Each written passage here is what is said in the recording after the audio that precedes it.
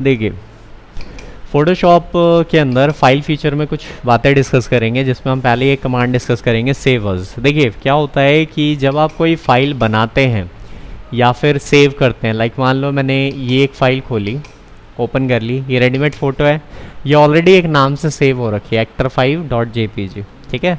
तो इसमें अगर आप यहाँ जाके चेक करोगे तो सेव तो चल नहीं रहा है, लेकिन सेव एज़ चलेगा, ठीक है। सेव क्यों नहीं चल रहा है? क्योंकि इसे ऑलरेडी सेव करा गया है actor5 के नाम से, ठीक है। अगर मैं एक नई फाइल बनाता हूँ Ctrl+N करके, Ctrl+N, और उसके बाद मैं एक यहाँ यूएस पेपर ले लेता हूँ, सारी सेटिंग के साथ ओके करता हूँ, देखिए पेज आया है, इसमें कोई नाम नहीं है, तो इसका मतलब आप इस फाइल को सेव कर सकते हैं, ठीक है। इसको जब आप सेव करते हैं तो देखिए आप इसको सेव एज़ करिए, सेव एज़ करते ही क्या होगा, इसमें सेव का ऑप्शन खुलेगा, और इसमें जाओगे इसमें ही सेव एज़ करोगे तो सेव का ही ऑप्शन खुलेगा। अब ये ऑप्शन क्यों दिए गए हैं आपको? ये ऑप्शन इसलिए दिए गए हैं ताकि अगर आपने कोई एक फ़ाइल बना रखी है और उसको अगर आप दोबारा किसी और नाम से किसी और फॉर्मेट में बदल के सेव करना चाहते हो तो आप काम कर सकते हैं। जैसे मान लो ये फाइल है, अगर मैं इसमें कोई भी चेंजिंग करके Ctrl+S दबाता हूँ, Ctrl+S से क्या होता है, फाइल सेव हो जाती है। तो मान लो कि मैंने इस फोटो में इतना पोर्शन सेलेक्ट करा और मैंने इसको मूव करके यहाँ रख दिया, तो फोटो में मैंने डिस्टर्ब कर दी, Ctrl+D हटा दिया, ये देखो डिस्टर्ब कर दी ना अभी मैंने फ़ोटो। अगर मैं यहाँ जाके इसको डायरेक्ट सेव कर देता हूँ तो इससे क्या होगा, इसी फ़ोटो के अंदर ये चेंजिंग सेव हो जाएगी। इसका मतलब ये फ़ोटो ख़राब हो गई, जो वॉलपेपर था वो ख़राब हो जाएगा अगर हम डायरेक्टली इसमें सेव कर देंगे।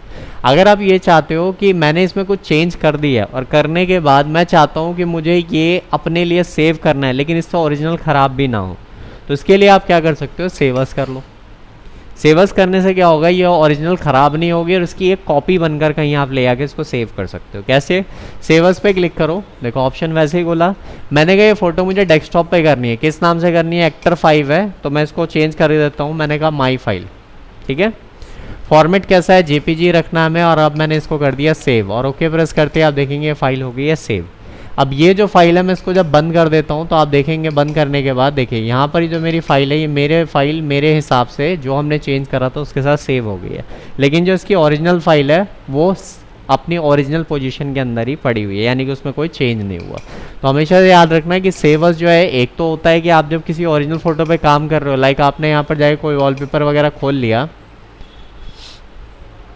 देखिए ये मैंने वॉलपेपर खोल लिया, ये फ़ोटो है, मैंने इसको ओपन कर लिया, तो आप देखेंगे नोटिस करा आपने ये वाली फ़ोटो ख़राब नहीं हुई है। हमने अभी इसको ख़राब करके सेव करा है लेकिन ये ख़राब नहीं हुई है, ये जैसी थी वैसे रह गई। लेकिन ऐसा हुआ क्यों? क्योंकि हमने इसमें सेव एज़ फीचर यूज़ करा था। तो सेव एज़ का पहला ऑप्शन तो यही है कि आपकी ओरिजिनल फ़ोटो ख़राब नहीं करनी और आपकी फ़ाइल सेव भी करनी है, तो एक तो बेनिफिट ये है। दूसरा बेनिफिट ये है कि कल को अगर मैंने आपसे बोला कि भाई ये जो फाइल है मेरी, ये फाइल मान लो कि मैं इस फोटो को उठा के लाता हूँ इस वाले पेज के ऊपर, ये मेरा लेटर साइज़ पेज था ना अभी, तो मैंने इसको यहाँ पर लेकर आ गया, मैं इसको बंद करता हूँ। ऐसे ही मैं एक और फ़ोटो खोलता हूँ और मैं इसको भी उठा के ला के यहाँ छोड़ देता हूँ। देखिए दो फोटोज़ हो गई मेरे पास। अब मैं कहता हूँ मुझे ये वाली फ़ाइल सेव करनी है, तो ये हमने फ़ोटोशॉप में बनाया ना ये पेज, अगर आप इस पेज सेव करते हो, जैसे लाइक मैं सेव एज़ करता हूँ, तो आप देखेंगे सेव एज़ करते क्या है, इसका फॉर्मेट आया है PSD, यानी कि ये फ़ोटोशॉप की फ़ाइल बनेगी। अब मैं कहता हूँ नहीं जी मुझे फ़ोटोशॉप की फ़ाइल बनानी नहीं है, मैं कहता हूँ इसको फ़ोटो की तरीके से सेव कर दो, फ़ोटो मतलब JPG फॉर्मेट में सेव कर दो, तो यहाँ पर ही इसके फॉर्मेट आप बदलने के लिए भी ऑप्शंस मिल जाते हैं आपको, यहाँ से आप फॉर्मेट बदल सकते हैं। कैसे? माने का इस फाइल को मुझे JPG फॉर्मेट में, देखो PNG भी अवेलेबल है, JPG भी अवेलेबल है, और भी बहुत सारे ऑप्शन है, टाइम निकाल के आराम से बैठ के इसके एक ऑप्शन देख लेना।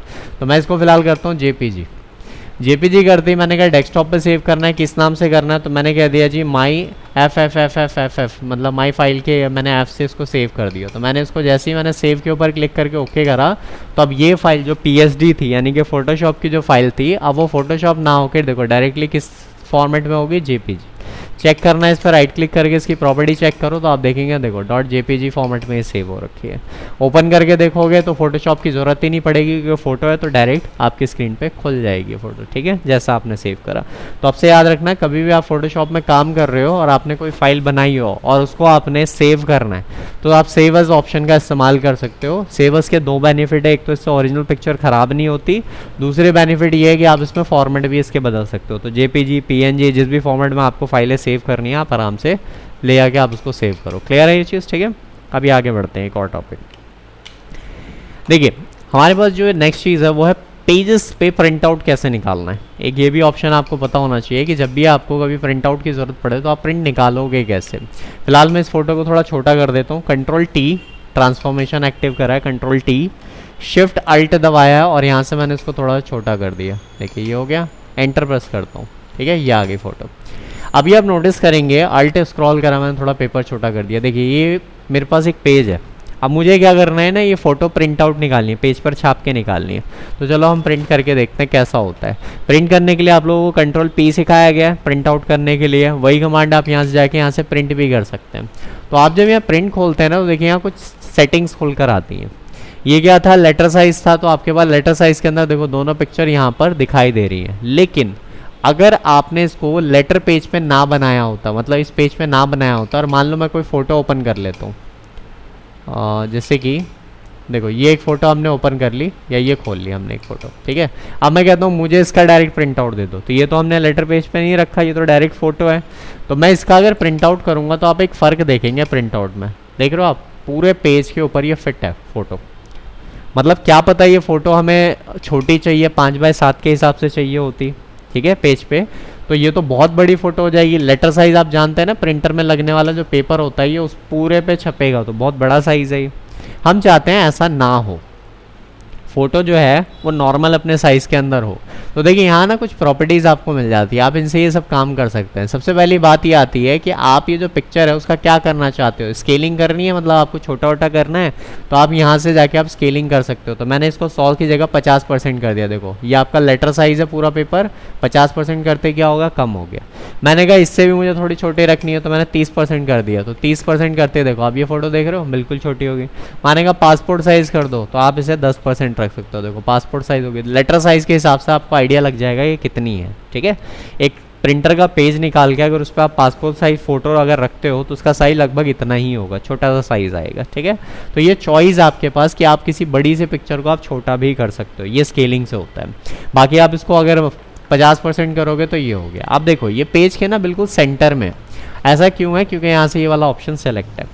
अगर आप इसको बंद कर दोगे तो देखो इसकी पोजीशन के हिसाब से आप इसको एडजस्ट कर सकते हो। कैसे, जैसे ये पिक्चर है बिल्कुल बीच में है, तो मैंने कहा इसे ऊपर की तरफ पहुँचाना है, कितना, देखो यहाँ 2 है ना, मैं इसको करता हूँ 1, तो आप देखेंगे 1 करते देखिए ऊपर चला गया। मैं कहता हूँ थोड़ा और ऊपर करना है इसको, तो 0.5, तो देखिए यहाँ पर इतना आ गया। क्लियर है।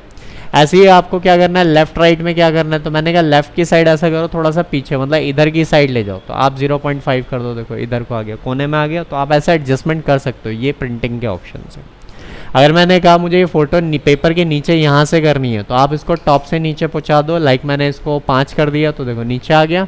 5 थोड़ा सा ज़्यादा हो गया, तो मैं इसको 4.5 करता हूँ, 4.5, तो देखो नीचे आ गया। अब मैंने राइट साइड की तरफ करना है, तो मैंने यहाँ जाके इसको 3 कर दिया, या फिर मैं 4 कर देता हूँ, तो देखिए 4 पे यहाँ आ गया। तो पूरे पेपर में आप यहाँ से एडजस्टमेंट कर सकते हैं। और आपको लगे कि भाई मुझे कोई लेफ्ट राइट टॉप बॉटम नहीं करना, तो आप डायरेक्ट इसको सेंटर पेज कर दो, ये बिल्कुल बीचों बीच चिपकेगा, ठीक है। अच्छा, आपको लगता है कि ये फ़ोटो जो है इसको छोटा बड़ा नहीं करना मुझे, आप चाहते हो जो इसकी एक्चुअल साइज़ है वैसी हो जाए, तो आप यहाँ स्केल टू फिट मीडिया कर दो, मतलब जिसका जो भी कंटेंट होगा ऑटोमेटिक पेज के साइड से इस पर क्लिक करते देखो फिट हो गया।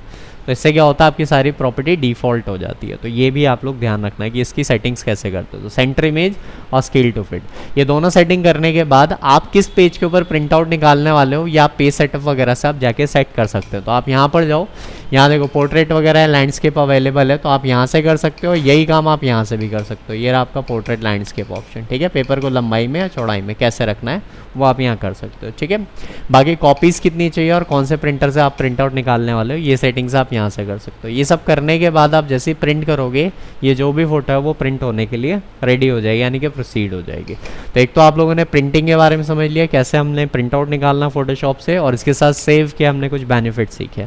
आने वाली क्लासेस में हम बात करेंगे save for web and device के बारे में, जिससे कि हम फोटो को रिसाइज करेंगे और उस लाइक बनाएंगे जितनी हमें रिक्वायरमेंट होती है। लाइक आपने कोई पिक्चर क्लिक करी, वो 7 MB की फ़ोटो है, तो 7 MB की फ़ोटो को मान लो आप कोई फॉर्म भर रहे हो, उसमें सिर्फ 1 MB में आपको उसे देना है, तो 7 MB की फ़ोटो को रिड्यूस करना, साइज़ कम करना, या कोई कम साइज़ की फ़ोटो तो उसको बढ़ाना, ये सारे काम अब हम लोग इस फीचर से क्लियर करेंगे नेक्स्ट क्लास के अंदर, ठीक है।